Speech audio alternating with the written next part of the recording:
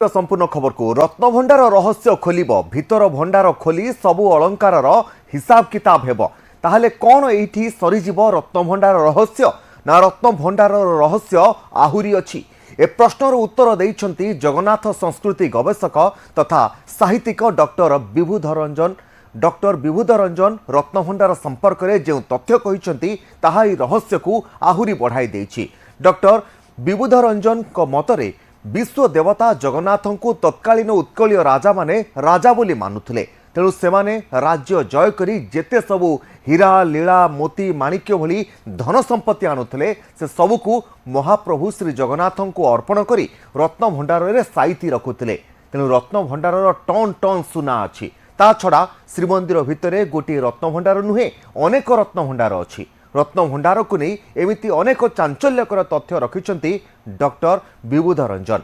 तांकु भेटिछंती आम प्रतिनिधि दीपक सामल। आसन देखिबा। रत्न भंडार को नहीं अनेक किछि चर्चा अनेक किछि आलोचना अनेक किछि तर्जमा चली प्रकृत में रत्न भंडार भितर कौन अच्छी केते रत्न अच्छी ताहा तो परवर्ती मुहूर्त में राज्य सरकार हिसाब करेंगे किंतु प्रकृत में रत्न भंडार को नहीं जो सस्पेंस लगी रही एबे भी से रत्न भंडार उपर आम अधिक आलोचना करवा।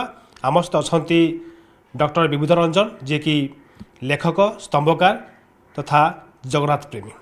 सर प्रथम आपन को स्वागत जनाऊँ। नमस्कार। रत्न भंडार खोलिबा नहीं चर्चा चलती खोला सरी पुणी गुरुवार दिन खोला हम प्रकृत में रत्न भंडार भितर कौन अच्छी एवं केतोटी भंडार अच्छी भितर सब कौन कौन रही सस्पेंस लगी रही से सब कौन आपन मतामत कौन रही देखु आपण जाइना कि मु भी जाइनी एवं जो मैंने बर्तमान टीवी फिवी कहते सबू कहीं ता भर जाए कारण ता भर जावाई क्या अधिकृत तांकर योग्यता नहीं। मो घर भितर मो आलमीराटा जो मोर सुना गहना अच्छी ताकू खोली खोली मो स्त्री खोल कि मो झील पिला कि पु खोलिए कौन बाहर लोक आसिक मो आलमीरा खोलिक देखिए कि तेणु आम कहीं भावा जे जगन्नाथ जो रत्नभंडार रामा दामा सामा समस्त जाकि देखीदे बोली संभव नुहे। जो मैंने अधिकृत सेवक जो मान अच्छी जावाई ये बा प्रशासनिक अधिकारी बा राजा राजड़ा समय जो कर्मचारी से मैंने जापे किंतु जेहेतु ता ना Ratna Bhandar it is not natural there has been tons and tons of gold ornaments inside that Ratna Bhandar. प्रश्न उठुची आमे सिना मनीष रक्तमांस शरीर चाकरी करुचु टंका रोजगार करुचु किलापति खाऊचु एवं सुना सब आनिक जमाऊचु किंतु ठाकुर तो आमर काठर जदिओ से जीवंता ठाकुर मु मानुची मोर अनेक बही में लिखुची से जीवंता ठाकुर ही जे लिविंग गॉड है से जीवंता ठाकुर एवं मनीष ठाकुर मनीषर जमी कार्यकलाप दांत घषा गाधवा शोवा जर हवा प्रेम करके प्रेमिका को ओडिया आनिबा ए रुक्मिणी विवाह ओडिक आणुले सब प्रकार होची सी भी मरुचंती किंतु सी तो फिजिकाली चलिकी कुआडे जाऊना काठर विग्रह तांकर एते आसला कुआड़ू सी कौ सुना दुकान जाए सब किणुले। सर ये छोटा प्रश्न आसो आपड़ कहले जेहेतु विश्वर ठाकुर तेणु तो से अनुसार आम भंडार घर से सुना गणा अच्छी आम देखुचे रत्न भंडार आम जहाँ चित्र देखुचे कल्पना जहाँ कल्पना करुचे से ना आहरी भितर भितर मत भंडार होती। हाँ बस मुझे कहूँ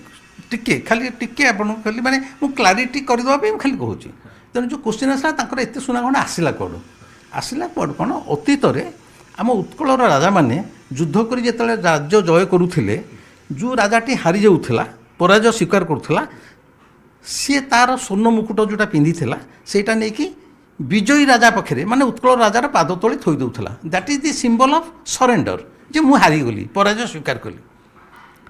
एमती इतिहास कहे रत्न भंडार भितर यही 46टी पराजित राजा मानकर मुकुट रही 46 ता छड़ा जेतेबेले जेतेबेले अन्य राज्य को जय करिसंती से राज्यर जो सुना अलंकार धन संपत्ति सबू 16टा हाथी रे राजा कपिलेन्द्र देव सब बोही आनी से खाली राजा कपिलेन्द्र देव नुह जो जो राजा मैंने विजयी ही आसुले से जो संपत्ति के आणुले निजर बोली रखुनथिले सी कहते संपत्तिर मालिक हेले श्री जगन्नाथ तेणु से भंडार भितर नहीं रखी दि जाऊला।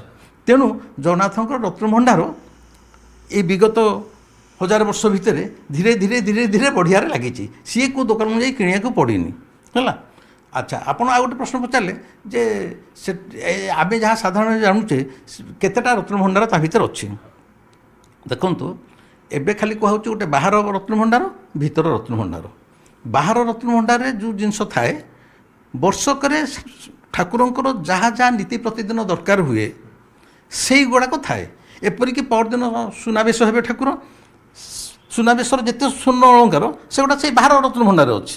ତେଣୁ ବର୍ଷ ତମାମ ରତ୍ନ ସିଂହାସନ ଉପରେ ଯେଉଁ ବେଶ ହୁଅନ୍ତି ୟୁଜୁଆଲି ଯାହା ବ୍ୟବହାର ହୁଏ ସେଗୁଡ଼ା ବାହାର ରତ୍ନଭଣ୍ଡାରରେ ରହିଛି।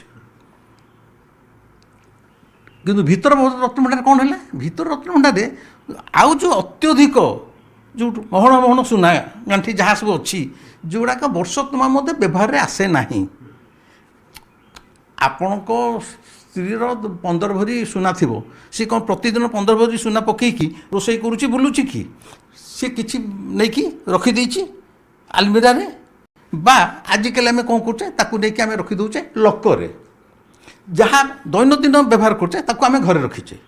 ଏକ୍ଜାକ୍ଟଲି ସେମିତି ଠାକୁରଙ୍କର ଯେଉଁଟା ଭିତର ରତ୍ନଭଣ୍ଡାର କୁହାହେଉଛି, ଯେଉଁଟା ଖୋଲା ଗଲା କାଲି ନା ପରଦିନ ଖୋଲା ଗଲା ପୁଣି ଖୋଲାଯିବ ଗୁରୁବାର ଦିନ, ସେଇଟା ହେଲା ଭିତର ରତ୍ନଭଣ୍ଡାର, ଯାହା ଭିତରେ ଦୈନନ୍ଦିନ ବା ବର୍ଷକରେ ବ୍ୟବହୃତ ହେଉନଥିବା ଅଧିକ ସୁନା ଅଳଙ୍କାର ଭିତର ରତ୍ନଭଣ୍ଡାରରେ ରହିଛି।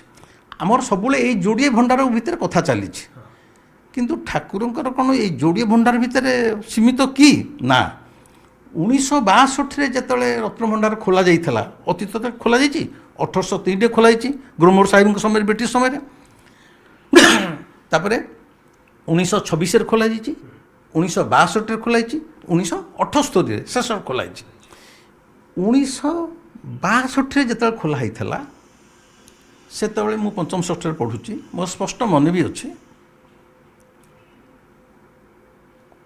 ପେପରରେ ବାହାରିଲା ସେତେବେଳେ ବହୁତ ଜହୁରୀ ସବୁ ଆସିଥିଲେ, ଏପରିକି ଆରବ କଣ୍ଟ୍ରିରୁ ବି ଆସିଥିଲେ, ମାନେ କେବଳ ଇଣ୍ଡିଆନ୍ ନୁହଁ, ବାହାର ବଡ଼ ବଡ଼ ଜହୁରୀ ସବୁ ଆସିଥିଲେ। ସେତେବେଳେ ଏଇ ଯେଉଁ ଶୁଣନ୍ତୁ, ଆପଣଙ୍କ ପ୍ରଶ୍ନର ଉତ୍ତର ହେଲା ଭିତରେ 7ଟା ରତ୍ନଭଣ୍ଡାର ଅଛି।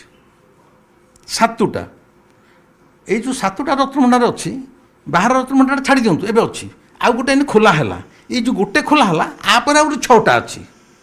ଆପଣ ମୋତେ ପ୍ରଶ୍ନ କରିବେ, ଅନୁମାନ କରିବେ ଯେ କେମିତି 6ଟା ଅଛି, ଆମକୁ ପ୍ରମାଣ ଦିଅ। କେତେ ଗୁଡ଼ିଏ କଥା ଅଛି, ସବୁର ପ୍ରମାଣ ଦେଇ ହୁଏନି। ମୁଁ ଯଦି ଏଇନେ ଆପଣଙ୍କୁ ପଚାରିବି ଆପଣଙ୍କର ଜେଜେଙ୍କୁ ଆପଣ ଦେଖିଛନ୍ତି କି? ଆପଣ କହିଲେ ମୁଁ ଜେଜେଙ୍କୁ ଦେଖିଛି। ତା ଅର୍ଥ କ'ଣ ଆପଣ ଜେଜେଙ୍କର ଜେଜେ ନଥିଲେ? ଯଦି ନଥିଲେ ଏ ଜେଜେଟି ଆସିଲା କୁଆଡ଼ୁ? ଇଏ ଜେଜେ ହେଉଛି ସେଇ ଜେଜେର ଡିସେଣ୍ଡାଣ୍ଟ। ତେଣୁ ଆମକୁ କେତେ ଗୁଡ଼ିଏ ଜିନିଷ ସବୁ କିଛି ଆଖି ଦେଖା ପ୍ରମାଣ ଦେଇପାରିବାନି। ଯେମିତି ଲରେ ଅଛି ସର୍କମଷ୍ଟାନ୍ସିଆଲ ଏଭିଡେନ୍ସ, ପାରିପାର୍ଶ୍ୱିକ ପ୍ରମାଣରେ ବି ଜଣେ ଫାଶୀ ପାଇଯାଉଛି। ଆଉ ଜଣେ ଯେହେତୁ ମର୍ଡର କରି ଯାଉଛି ସେତେବେଳେ କ'ଣ 5ଟା ଲୋକଙ୍କୁ ଛିଡ଼ା କରୁଛି, କହୁଛି ଆସ ତୁମେ ମୋ ପାଇଁ ପ୍ରମାଣ ତ ମୁଁ ମାରିଛି ବୋଲି? ନା, ଏକ୍ଜାକ୍ଟଲି ସେମିତି ସେ ସମୟରେ ଯେଉଁମାନେ ପୁରୁଣା ଲୋକ, ବିଶେଷ କରି ମୋ ଜେଜେ, ସେ ଜଣେ ଜଗନ୍ନାଥ ପ୍ରେମୀ ଥିଲେ, 85 ବର୍ଷରେ ମରିଥିଲେ। ସିଏ ମୋତେ ସ୍ପଷ୍ଟ ଭାବରେ କହିଛନ୍ତି 7ଟା ଭଣ୍ଡାର। କାରଣ ତାଙ୍କ ସମୟରେ ସିଏ 1885 ଜନ୍ମ ହୋଇଛନ୍ତି।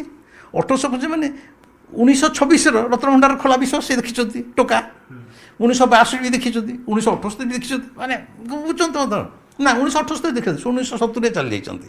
କିନ୍ତୁ 1885 ଯେ ଜନ୍ମ ହେଇଛି ସିଏ କେତେ ଗୁଡ଼ିଏ ଦେଖିଛି।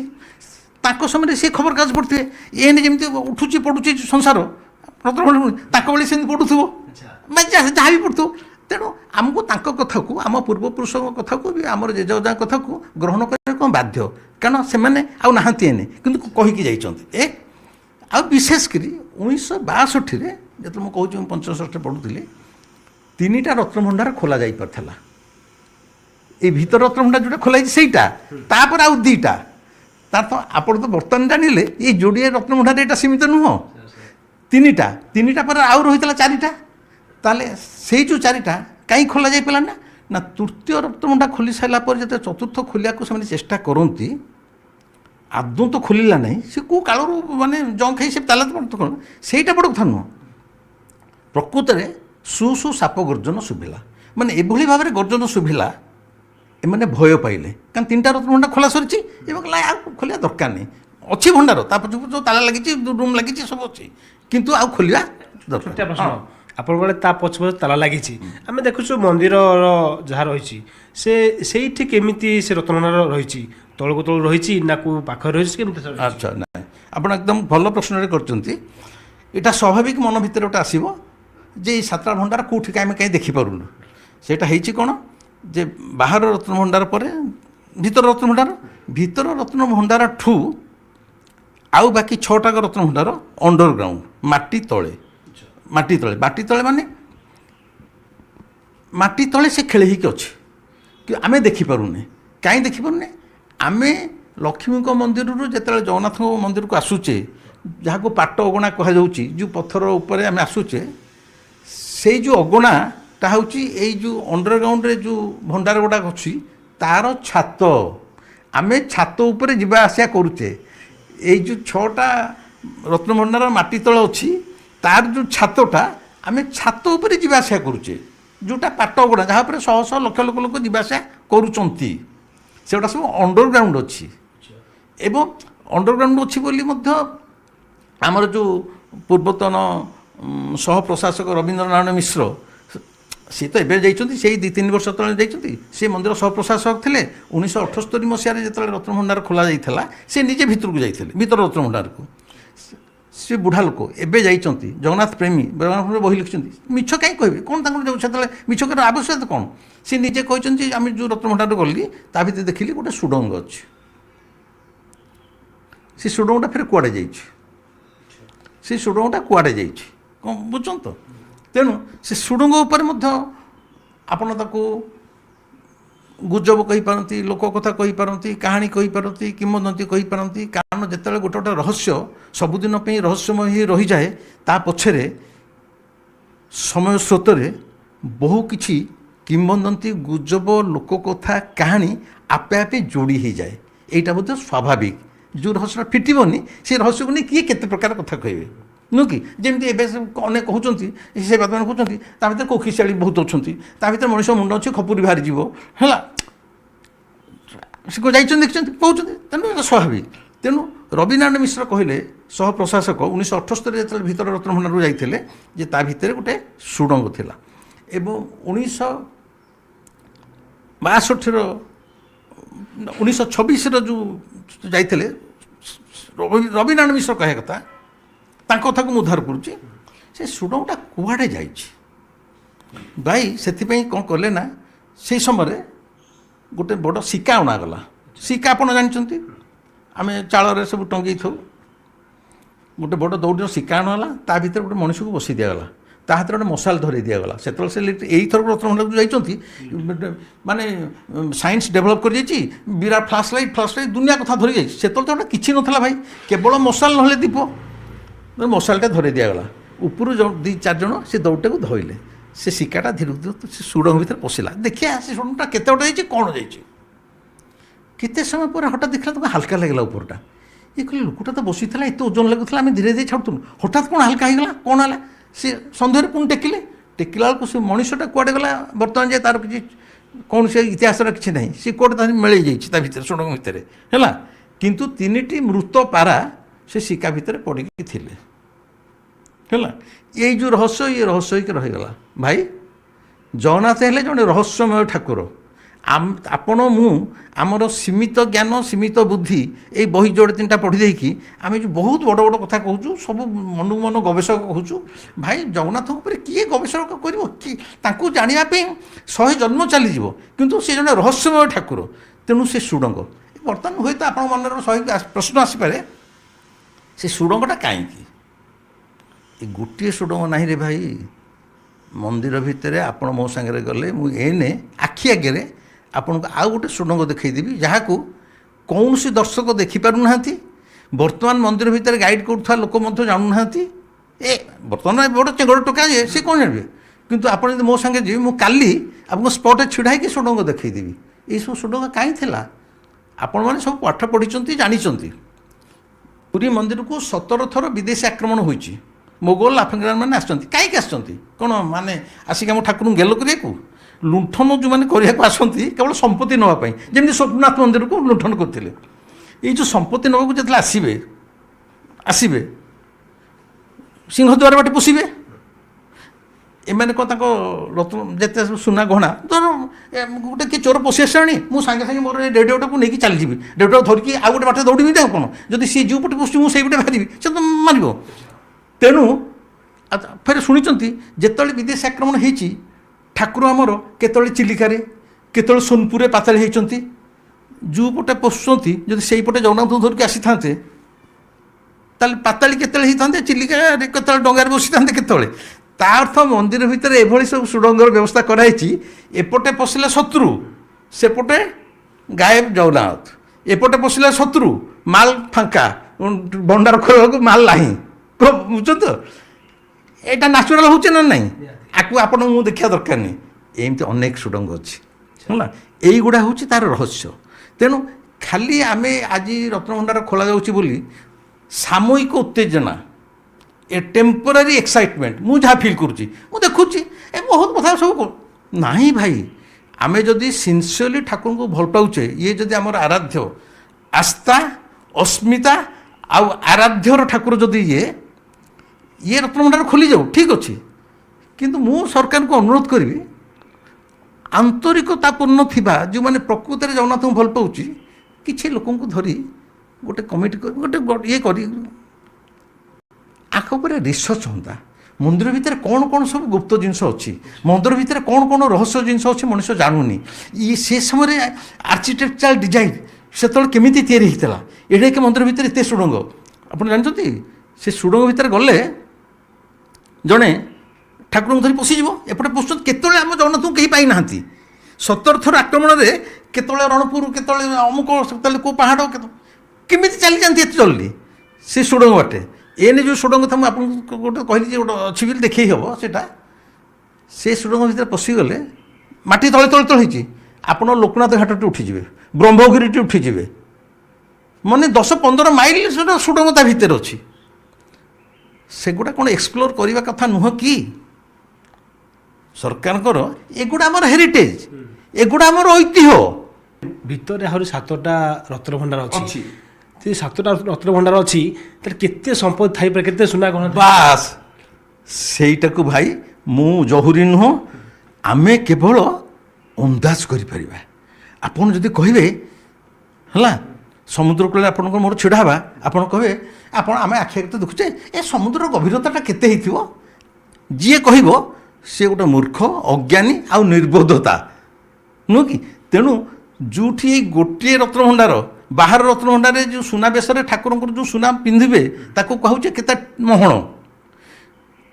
ବର୍ତ୍ତମାନ ଭରି ହେଉଛି 60,000 ଟଙ୍କା, ଭରି ମାନେ ଏଡ଼ିକିଟେ, ଏ ମୁଦିଟା ଗୋଟେ ଭରି ହେବ କି ନାହିଁ 60,000, ଯେଉଁ ମହଣ ସୁନା ସିଏ କେତେ, ସେ ଅନୁସାରେ 7ଟା ଭଣ୍ଡାରେ ଯାହା ଅଛି ଆପଣ ଭାବିପାରୁଛନ୍ତି, ଆମେ ଭାବିପାରିବା ନାହିଁ। ମାନେ କେତେ ଲକ୍ଷ କି କେତେ କୋଟିର ସେ ଛିନ୍ଥିବ ଭାବି ହେବ ନାହିଁ। ଆଉ ଏମାନେ ଯେଉଁ ବି ପରଦିନ ଯେଉଁ ଖୋଲା ହେଇଛି କହିଲେ କ'ଣ 4-5ଟା ସିନ୍ଧୁକ ଅଛି, କେତେଟା ଆଲମିରା ଅଛି, ସେଗୁଡ଼ା ଖୋଲା ହେବ। ଆରେ ତାର ଗୋଟେ ଗୋଟେ ସିନ୍ଧୁକରେ ଯାହା ଥିବ ସିଏ ପରା ସବୁ ଲାକ୍ସ କୋଟି ହେବ ବର୍ତ୍ତମାନ ବଜାର ରେଟ୍ରେ। ଯଦି 7ଟା ଭଣ୍ଡାରେ ଆପଣ ଭାବୁଛନ୍ତି କ'ଣ, ଆଉ ସେଇଟା କିଛି ଅବିଶ୍ୱାସର ଜିନିଷ ନୁହଁ କି ସନ୍ଦେହ କରିବା ଜିନିଷ ନୁହଁ। ରାଜା ରାଜୁଡ଼ା ମାନେ ସେତେବେଳେ ଆପଣ ଦେଖିଥିବେ ଟିଭି ଫିଭିରେ ଯଦି ସିରିଏଲ୍ ଦେଉଛି ବା ଯାହା ଆମେ ଦେଖୁଛେ, ଏନେ ଆପଣଙ୍କୁ କିଏ ତେଲ ମାରିକି ଟିକେ କଥା କହିଦେଲା, ଆପଣ ଚାକଟା ସେ ବାବୁ ପୂଜାଟା କିଛି ବକ୍ସିସ୍ ଦେଲେନି, 10 ଟଙ୍କାଟା କାଢ଼ି ପକାଇ ଦେଉଛନ୍ତି। କାରଣ 10 ଟଙ୍କା 10 rupees is nothing for you, you are running thousands, କିନ୍ତୁ ତା ପାଇଁ 10 ଟଙ୍କା ବଡ଼, ସେ ଆପଣଙ୍କୁ ସେ 10 ଟଙ୍କା ପାଇଁ ବି ଗୋଟେ କୋର୍ନିସ୍ କରି ଚାଲି ଯାଉଛି। ସେତେବେଳେ ରାଜା ମହାରାଜା ମାନେ ସ୍ୱର୍ଣ୍ଣ କଙ୍କଣ କି ଗୋଟେ ସୁନାହାର ପିନ୍ଧୁଛନ୍ତି, ସାଧାରଣ କର୍ମଚାରୀଟେ ଆଜ୍ଞା ଆପଣଙ୍କର ଗୋଟେ ପୁଅ ହେଲା ବର୍ତ୍ତମାନ ରାଣୀ ମହଲରେ, ସେଇଟା କେତେ କୋଟିର ହେଇଥିବ, ହୀରା ନୀଳାର ହାର, ରାଜା ତ କାଢ଼ିକି ନେ ଖୁସିରେ ବକ୍ସିସ୍। ସେତେବେଳେ ଏଇଭଳି ସୁନା ଥିଲା, ଏନେ ଆମ ପାଇଁ ସୁନା ଗୋଟେ ଦୁଃସ୍ୱପ୍ନ ହେଇସାରିଲାଣି, ସେତେବେଳେ ସୁନାର ଖେଳ। ତେଣୁ ଯିଏ ଯେତେ ରାଜା ଥିଲେ ଯାହା ସବୁ ଆଣିକି ଦେଇଛନ୍ତି, ଆପଣ ଭାବୁନାହାନ୍ତି ସେ 7ଟା ଭଣ୍ଡାରେ କ'ଣ, ସେଇଟା ଆପଣ ହିସାବ କରିବେ, ଆପଣ କହିବେ ମୁଁ ମୂର୍ଖ। ସାର୍ ଯେଉଁ ଆପଣ ଯେଉଁଟା କହିଲେ 7ଟି ଭଣ୍ଡାର ଅଛି, ଅନେକ କିଛି ରହସ୍ୟ ଅଛି, ଏ ଭିତରେ କିଛି ରିସର୍ଚ୍ଚ କରିଛନ୍ତି ନା ଲୋକ କେମିତି ୟାକୁ ବିଶ୍ୱାସ କରିବେ, ସେମିତି କିଛି ତଥ୍ୟ ରହୁଛି କି? ହଁ, ଏ ଯେଉଁ ତଥ୍ୟ କଥା କହିଲେ ଏଗୁଡ଼ା ତ କୋଡ଼ିଫାଇଡ଼ ହେଇକି ବହିରେ କିଛି ଲେଖାଯାଇନି, ମାନେ ଯେମିତି ତଥ୍ୟ ହିସାବରେ ଧର କୁହାଗଲା ଯେଉଁ ଆପଣ କହିଲେ 1803 ମସିହାରେ ବ୍ରିଟିଶଙ୍କ ସମୟରେ ଯେଉଁ ମୁଁ କହିଲି ଗ୍ରୋମର ସାହେବ 1803 ମସିହାରେ ରତ୍ନଭଣ୍ଡାର ଖୋଲିଥିଲେ। এইটা বাহারে কেউ বহিরে বিক্রি হচ্ছে কি কোটি লেখা হয়েছে কি না কাইকি মন্দিরর যে গেজেটিয়র্স কি সেতবে যে মাদালা পাঞ্জি সেইথে উল্লেখিত অছি যে 1803 থরে রত্নভণ্ডার খোলা হয়েছিল তাকে আমি XYZ দেখুনি কি পড়ি পাউনি বা মাদালা পাঞ্জি সমস্ত হাতକୁ দুষ্প্রাপ্য আমি পাই পাচ্ছি খালি শুনুছে মাদালা পাঞ্জি মানে ডেলি মানে ডায়েরি অফ পুরী টেম্পুল প্রতিদিন কোণ কোণ হল কোণ ঘটিলা সবু কথা ডায়েরিটে সেটা মাদালা পাঞ্জি। তেণু ଆପଣ ଏନେ ଚାହିଁଲେ ତା'ର ଗୋଟେ ଲିଖିତ ପ୍ରମାଣ କେଉଁଠି ଏମିତି ପାଇପାରିବେନି କିନ୍ତୁ ଇତିହାସର ଯେଉଁ ଗୁଡ଼ାକ ଅଛି ଯେମିତି 1803 ଖୋଲା ହେଇଥିଲା ରତ୍ନଭଣ୍ଡାର ତା ତ ରତ୍ନଭଣ୍ଡାର ଥିଲା। ମୁଁ କହିଲି 1962ରେ 3ଟା ଖୋଲା ହେଇଥିଲା ରେକର୍ଡେଡ଼ ସେଇ ଅନୁସାରେ ଆମକୁ 3 ଯେ ଆମେ ଯାଉଛେ ମୁଁ 3ଠୁ ଆଉ 4ଟା ବଢ଼େଇ ଦେଇଛି। ମୋ ଜେଜେ କହିଛନ୍ତି ଦୁନିଆକୁ ଅବିଶ୍ୱାସ କରୁ ମୋର କିଛି ଆପତ୍ତି ନାହିଁ ନାଇଁ ସେଠି 7ଟା ନାହିଁ ସେଠି ଗୋଟିଏ ଅଛି ମୋର କ'ଣ ଅଛି ସେଥିରେ କିନ୍ତୁ ଆ ପାଇଁ ଆମେ ସେଇ ସକାଶେ କହିଲି ଏଇଟା ଯଦି ଗୋଟେ ଗବେଷଣା କରାଯାଆନ୍ତା ସବୁଦିନ ପାଇଁ ଲିଖିତ ରିଟିନ୍ ଡକୁମେଣ୍ଟେସନ୍ ହେଇଯାଆନ୍ତା ଏ ଡିଜିଟାଲ ଯେଉଁ ଡକୁମେଣ୍ଟେସନ୍ ହେଉଛି ଭିଡ଼ିଓଗ୍ରାଫି ସେଇଟା ଖାଲି ରହୁଛି ଆଜି ଗଲେ ଆସିଲେ କେହି କେହି ଚୋରି କଲେ ଏଇଟା ଦେଖିବେ କିନ୍ତୁ ଗବେଷଣା ମୁଁ ଏଇ ସକାଶେ ଜୋର ଦେଇ କହୁଛି it is high time to research again ଆମକୁ ରିସର୍ଚ୍ଚ କରିବାକୁ ପଡ଼ିବ।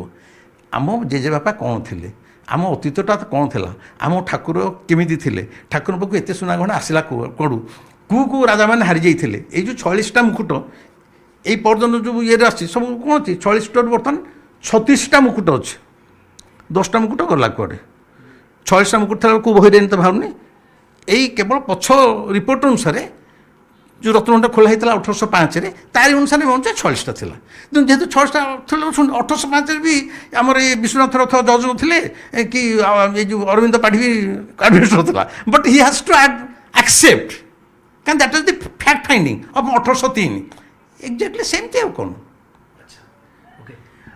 ନିହାତି ଭାବରେ ଆମେ ଆଲୋଚନା କରୁଥିଲେ ରତ୍ନଭଣ୍ଡାରକୁ ନେଇ ଅନେକ କିଛି ରହସ୍ୟ ଏବେ ବି ରହିଛି ତେଣୁ जो कथा कहुच्छी जे आहरी 7टी रत्नभंडार अच्छी प्रकृत में ये रत्नभंडार सस्पेन्स लग रही प्रकृत यहाँ लोकलोचन को आने आवश्यक रही कैमरा पर्सन चेतन दीपक सामल न्यूज 18 ओडिया।